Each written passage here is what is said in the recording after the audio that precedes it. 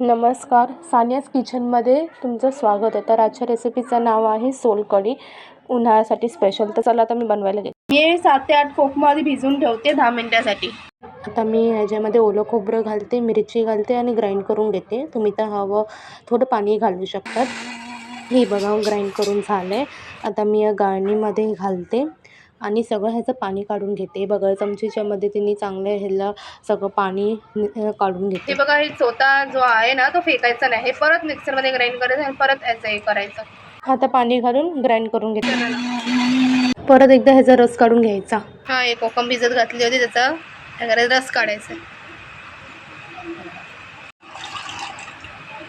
Mix करायचं. आता घालते बारीक चिरलेली कोथिंबीर, चांगलं मिक्स करते आणि मी घालते 1 चमचा आगळ आणि आता मध्ये पण थोडंसं आगळ घालते, जरा कलर येते पिंक कलर म्हणून.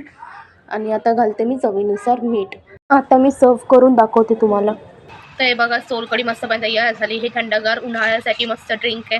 नक्की तुम्ही करून पहा आणि कमेंट करून सांगा कशी झाली आहे. असे मी अजूनही ड्रिंक्स केले, ते तुम्ही बघू शकतात. मी ते लिंक पाठवेन डिस्क्रिप्शनमध्ये, बघा. तर असं छान छान रेसिपीज बघण्यासाठी सानियाज किचनला लाईक शेअर सबस्क्राईब करा, इतरांनाही शेअर करा रेसिपी. चला भेटू पुढच्या रेसिपीला. बाय.